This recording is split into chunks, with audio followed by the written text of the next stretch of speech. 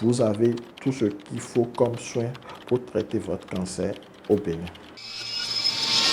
Il y a certaines ethnies qui ont plus de chances de développer un cancer de la prostate que d'autres.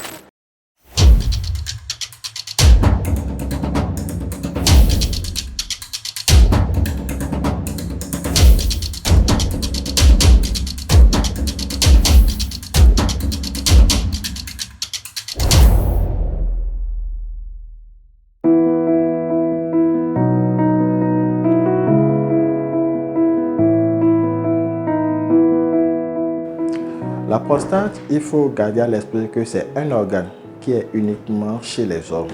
Ça fait partie du système sexuel et comme tout autre organe, ça peut être sujet à des maladies. Les maladies sont entre autres les infections urinaires. On peut avoir les myomes de la prostate appelés dans notre jargon hypertrophie bénigne de la prostate ou le cancer. Le cancer, qu'est-ce que c'est? Ce sont les cellules de cet organe qui commencent par se modifier et qui se multiplient de façon anarchique. Et cette multiplication, ces cellules ne sont pas reconnues comme pour l'organisme et ça commence par attaquer les autres systèmes de l'organisme. Donc c'est une multiplication anarchique des cellules de la prostate qui s'attaquent aux autres systèmes de l'organisme. Donc c'est ce que c'est que le cancer de la prostate.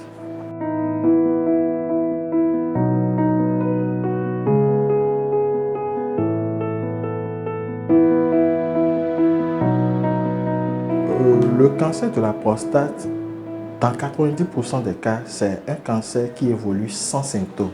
C'est-à-dire c'est un tueur silencieux. Donc, ça ne se manifeste pas. Lorsque ça commence par se manifester, c'est que c'est déjà une maladie évoluée.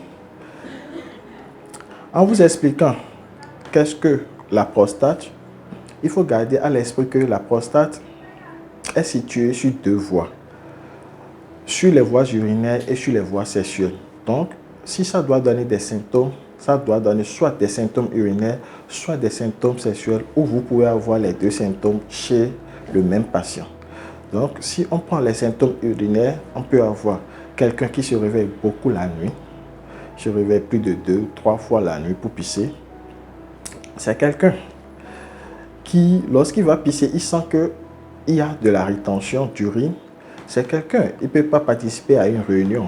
Dès qu'il a envie de pisser, s'il ne sort pas de la réunion, il va commencer par perdre les urines. C'est quelqu'un qui peut avoir les urines bloquées. C'est quelqu'un qui peut pisser du sang également. Ou c'est quelqu'un qui a des urines qui brûlent également. Sur le plan sexuel, il peut perdre son appétit sexuel. Il peut avoir une fatigue sexuelle. Il peut avoir des dysfonctions érectiles. Donc, en quelque sorte, ce sont quelques symptômes du cancer de la prostate. Et ce ne sont pas des symptômes spécifiques. On ne va pas dire que c'est spécifiquement pour le cancer de la prostate que ça se manifeste. On peut avoir ces symptômes dans les infections de la prostate, dans les myomes de la prostate. Donc, ce n'est pas spécifique.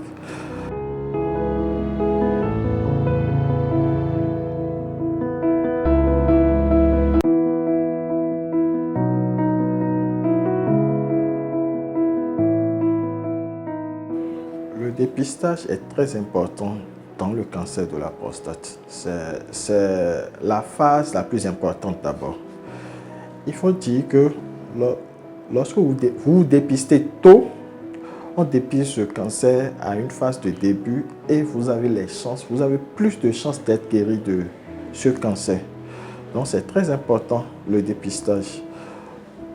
Ce dépistage peut commencer à 45 ans chez des individus dont les parents de premier degré, papa ou oncle, sont décédés du cancer de la prostate, ou maman ou tante décédée du cancer des ovaires ou cancer du sein. Donc à 45 ans, ceux qui ont ces antécédents dans leur famille doivent commencer leur dépistage à 45 ans. Et ceux qui n'en ont pas peuvent commencer à partir de 50 ans. Ce dépistage passe par un examen chez l'urologue, un toucher rectal et un dosage du PSA, qui est l'antigène spécifique de la prostate. cet examen peut être annuel selon les cas ou tous les 2 ans selon les cas. Donc, c'est l'importance du dépistage. Le dépistage nous permet d'avoir un diagnostic tôt, de donner toutes les chances de guérison aux patients. Il faut garder à l'esprit que le cancer de la prostate peut être guéri. Et d'ailleurs, c'est le seul cancer qu'on peut guérir du Bénin jusqu'en Chine ou aux États-Unis. C'est le seul cancer. Si c'est dépisté tôt, vous avez plus de chances d'être guéri.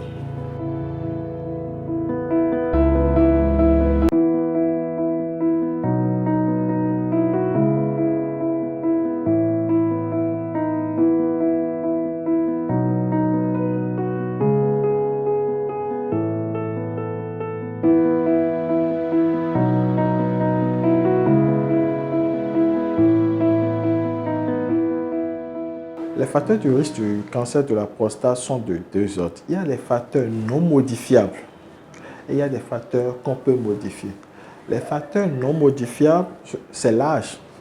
Plus le bon Dieu vous donne vous donne la chance de grandir en âge, plus vous avez la chance de faire un cancer de la prostate. Si vos parents sont décédés de cancer de la prostate, ou cancer du sein, ou cancer des ovaires, vous avez plus de chances de développer un cancer de la prostate que quelqu'un qui n'a pas ça dans sa famille.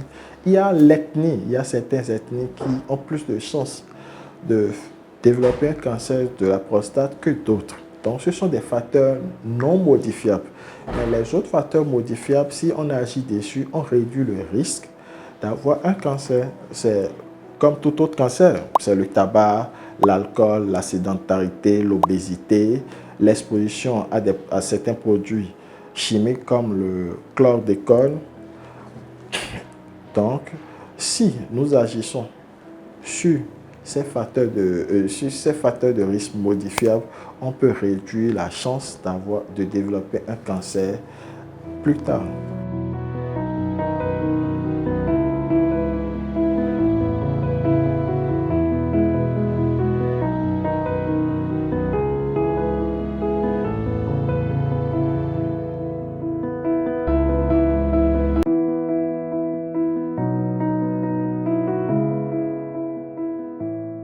En matière de traitement, il faut savoir que pour le cancer de la prostate, nous, on le divise en des secteurs et en des phases de la maladie. Lorsque la maladie est à la phase de début, vous avez la chance d'être guéri.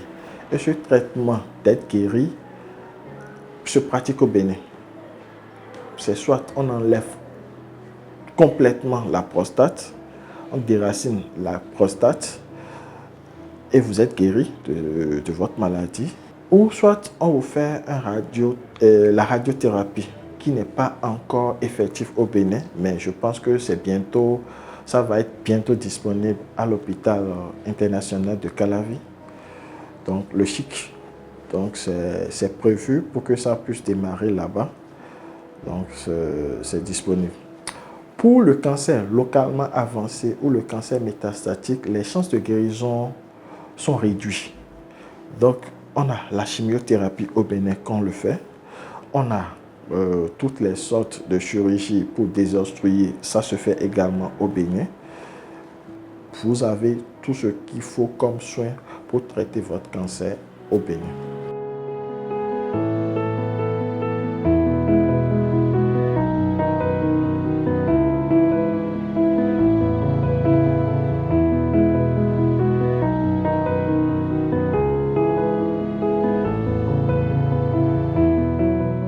Il faut garder à l'esprit que le mois de novembre n'est pas fait seulement pour le cancer de la prostate, mais c'est pour la santé masculine. Et il faudrait que les hommes prennent soin de leur santé masculine.